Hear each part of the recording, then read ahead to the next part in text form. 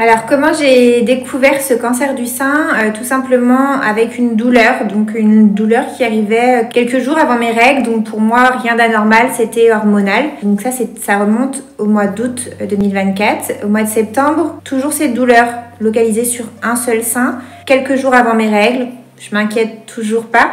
Je me dis que bon, je touche, je sens un petit durcissement, mais je sais pas. Je me dis que ça va passer, que c'est hormonal. Et puis au mois d'octobre, la douleur s'est intensifiée et effectivement au toucher, je sentais une petite plaque un peu dure. Alors pour moi, le cancer du sein, c'était plus une boule. Donc là, pas de boule, vraiment un durcissement. Mais ce qui me gêne un peu, c'est que la douleur est sur un seul sein et pas sur l'autre. Donc je décide de prendre rendez-vous chez le médecin qui me prend le jour même et qui m'explique que si elle aussi, elle sent un durcissement, une enduration, etc., elle déclenche tout le protocole, échographie, mammographie et biopsie si besoin. Aujourd'hui, je la remercierai jamais assez d'avoir été aussi rapide en fait pas dans son diagnostic, mais en tout cas d'avoir appelé rapidement, de m'avoir cru tout de suite, parce que malheureusement j'ai pu parler avec beaucoup de femmes de moins de 45-40 ans qui n'ont pas été prises au sérieux tout de suite. Donc moi, elle a vraiment tout déclenché tout de suite, ce qui m'a amenée sur une mammographie 3 semaines plus tard, une mammographie qui a suivi d'une échographie et forcément d'une biopsie. Donc je suis sortie de ce rendez-vous avec comme résultat, ou en tout cas l'échographe me disait qu'il y avait quelque chose. Elle ne savait pas, mais elle voulait me revoir sous 7 à 8 jours suivant les résultats donc, de la biopsie. Donc 8 jours se passent, du stress, et en même temps on se dit que c'est pas possible, que ça arrive qu'aux autres, donc on essaye de relativiser.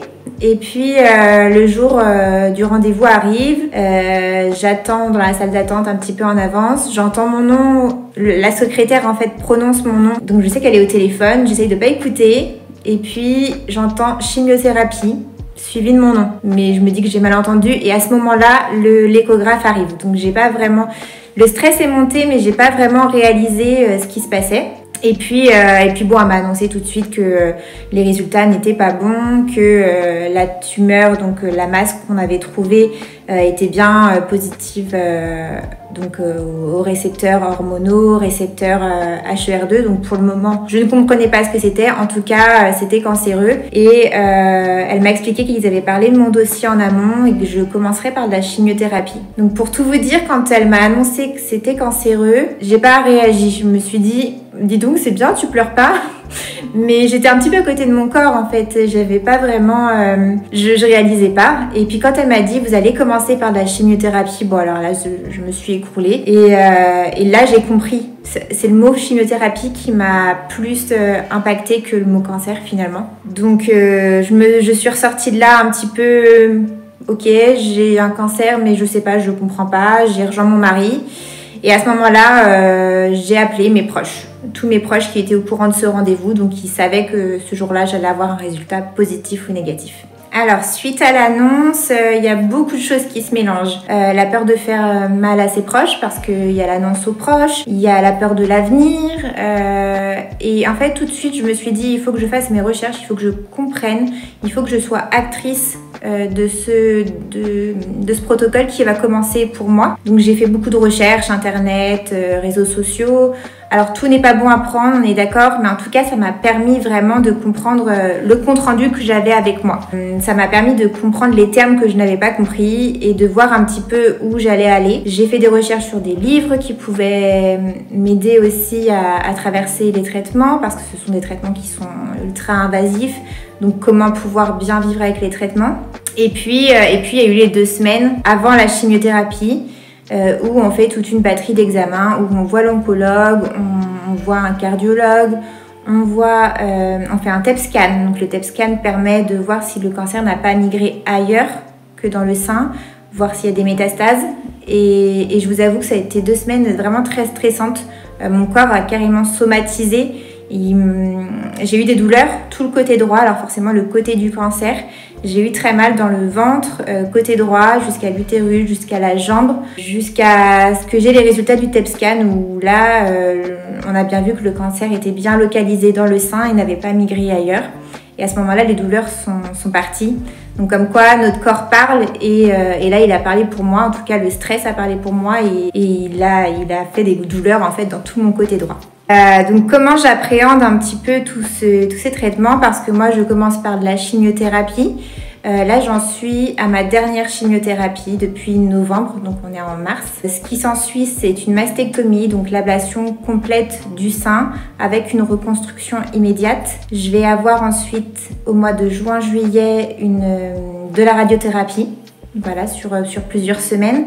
Je vais aussi avoir de l'hormonothérapie puisque mon cancer est hormonal sur une durée de 5 à 10 ans et une thérapie ciblée vu qu'il est HER2. Donc la thérapie ciblée a commencé il y a un mois à peu près. Je dois y aller toutes les 3 semaines. Voilà, jusqu'en janvier 2026. Donc un très gros programme, un beau programme. Comment je les appréhende? Je dirais que je les appréhende un pas après l'autre. Alors là, j'en suis dans la chimiothérapie, donc je suis concentrée sur la chimio, les effets que ça engendre, parce qu'il y a quand même beaucoup d'effets secondaires. Et ensuite, je me projetterai sur l'opération. Mais vraiment, une chose à la fois, un pas à la fois. J'essaye de pas voir le traitement dans la globalité. En tout cas, je sais où je vais, mais j'appréhende ça vraiment une chose à la fois. Malgré ce traitement qui est difficile, de cette pathologie, le cancer qui est difficile, j'arrive à entrevoir un peu de positif et j'essaye de le cultiver un maximum. Je me dis que cette maladie est arrivée, elle est là, je peux rien y changer. Mais par contre, je peux choisir la façon dont je la vis. Et pour moi, j'essaye d'apprécier chaque moment davantage. Alors, c'est vrai qu'on le dit souvent, on attend d'avoir une maladie ou autre, un accident grave, pour se rendre compte que la vie, elle est courte et qu'il faut profiter de chaque instant, chaque moment. Alors, chaque moment qui était peut-être anodin avant, je le savoure davantage. Et je prends soin de moi. C'est une pause dans ma vie qui me dit qu'il faut que je prenne soin de moi. Donc je me prépare de bons petits déjeuners le matin, je prends le temps de me préparer, je prends le temps de prendre soin de moi. Alors c'est pas évident parce que l'apparence physique change beaucoup avec la perte des cheveux, la perte des cils, des sourcils. On a du maquillage heureusement, en tout cas pour moi ça m'aide beaucoup à me sentir bien. Et puis j'ai revu beaucoup de choses. Je m'informe beaucoup sur l'alimentation, sur ce qui pourrait me faire du bien, ce qui peut faire du bien à mon corps, sur le sport. Et je prends vraiment cette maladie pour un renouveau, voilà, une nouvelle vie pour moi. Et je pense qu'on est tous dans le même cas, en tout cas les personnes qui vivent la même chose que moi, on est une autre personne après cette maladie. Et du coup, c'est vraiment cette parenthèse-là qui va me permettre de prendre soin de moi, de prendre soin de mon corps, de prendre soin de mes proches. J'essaie de me raccrocher au positif, au moindre positif qu'il peut y avoir à travers cette maladie. Je suis aide-soignante et quand on m'a annoncé mon diagnostic et puis l'arrêt de travail, je me suis dit ok, là je passe du côté patient et non du soignant au patient, c'est pas évident non plus. Donc je me suis dit comment je pourrais apporter mon aide à mon échelle malgré tout. Et je me suis dit tiens, je vais ouvrir un compte Instagram déjà dans un premier temps pour informer ma famille, pour donner de mes nouvelles.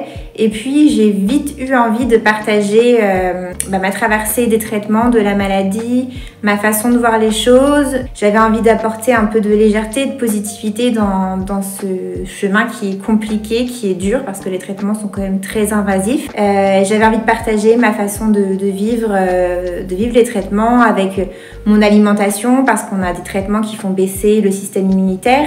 L'alimentation peut aider avec certains aliments à remonter ce système immunitaire. Voilà, partager tous mes petits tips, toutes les petites choses que j'ai appris qui peuvent aussi aider les autres femmes touchées par le cancer, ou hommes d'ailleurs. Et puis ça me permet aussi de partager, de parler avec d'autres femmes touchées par la maladie, donc des femmes qui sont déjà passées par là, qui m'apportent elles leur expérience et qui me fait vraiment du bien, et d'autres qui commencent les traitements, donc je partage mon expérience à mon tour. Et c'est vraiment gracieux de pouvoir partager, en fait, donner. C'est vraiment donnant. Elles m'apportent autant que j'espère que je leur apporte. Donc ce rôle d'aide-soignante, finalement, je le retrouve un petit peu à travers ce compte Instagram.